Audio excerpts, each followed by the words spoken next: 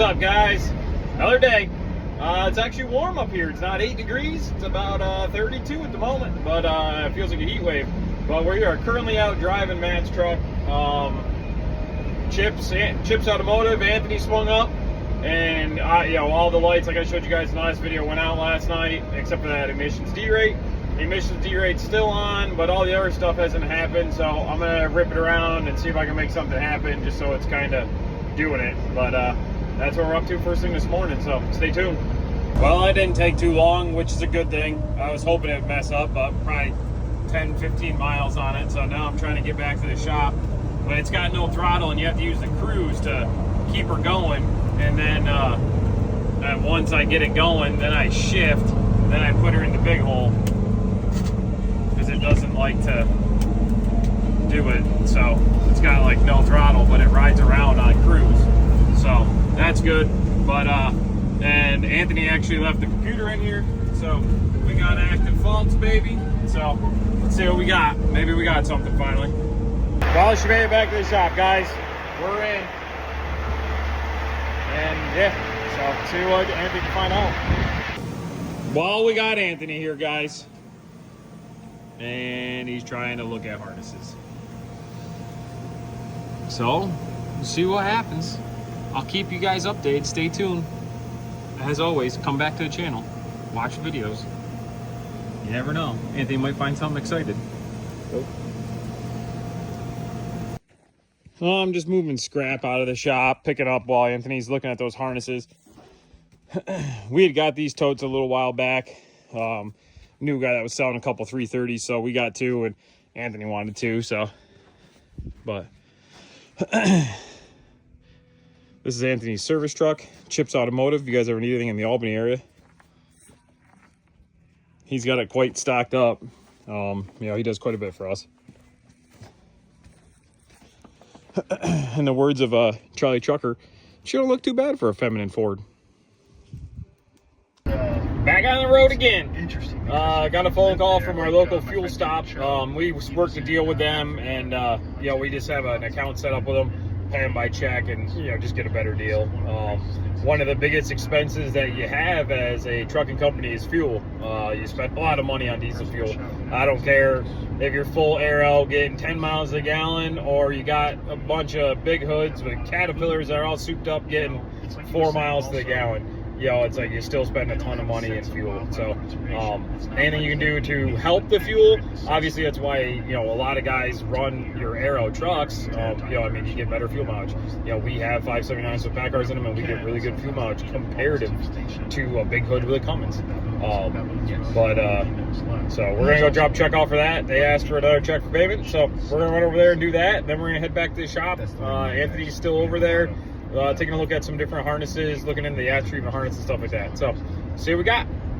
Also, we got haircuts tonight, and man, am I getting gray in the beard. Stay tuned, guys.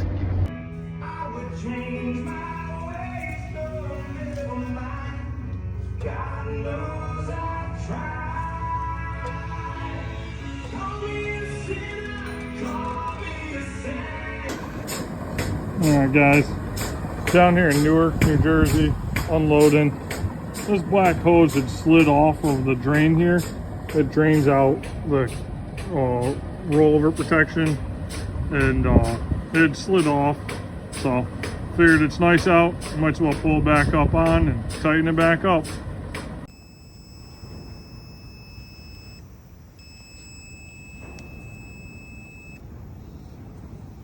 I'm too stupid to know what he's doing here. He's just, he's trying to tell me that the return to the after treatment harness might be bad, but I'm too dumb to understand what that is. So he's got all sorts of wiring diagrams and this cool little digital multimeter. That's pretty fancy. Snap-on, baby.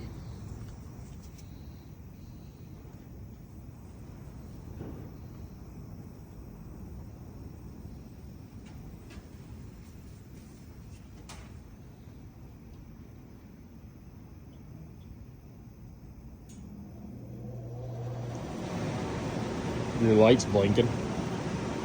Quick update. Anthony said he was wrong. Shaking his head. They do not share the same return. So we're back at it. Well, the other day, Wyatt had this trailer and he couldn't get the jack to go down. And this was stripped out. The handle was stripped off from it. So I was able to pound a socket on it, get it freed up. And we're going to repair that quick because this thing's got to go trucking tomorrow. So get that thing fixed up quick. Well, we throw that on anyway. I know a lot of you guys are like, well, the trailer, it's, you know, shouldn't come up through the truck, but we do it anyway. I'm going to weld that little handle back on that thing for the time being because I don't have parts. We had ordered stuff earlier in the week and just ain't seen it yet. So we're going to make that work. But, you know, basically we had a customer call. They need us to do something, and I'm the one that's free, and I can fix this trailer quick, and we can go get something done tomorrow. So that's going to be the game plan.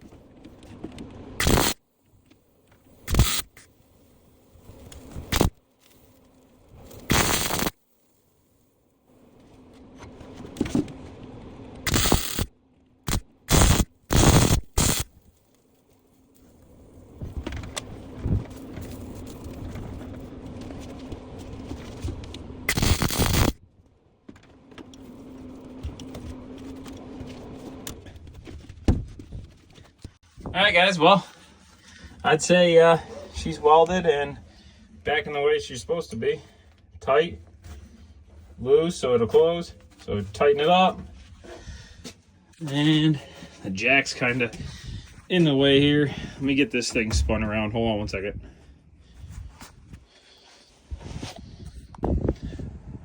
So I just spun that around just so it was clear of the handle because for some reason they had it right here and it was kind of in the way. So tighten that up and we'll try pumping her up.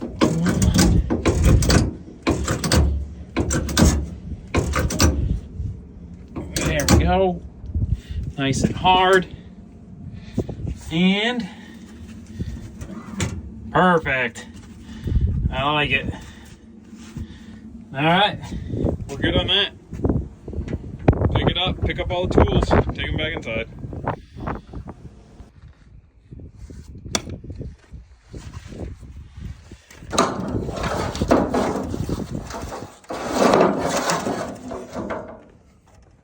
Well, I gotta go pretend I know what I'm doing on the road tomorrow. So we gotta take a hose. And by road, I mean somewhat local, but a new place that we've never been. So see what we run into.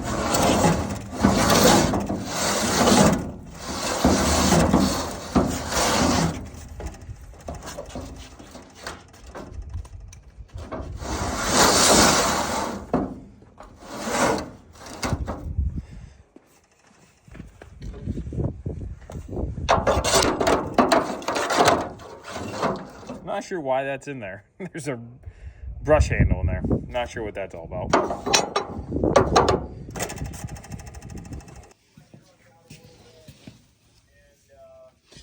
Well, Anthony's underneath there grabbing the rest of the ash treatment harness out, and he's got the engine harness out currently.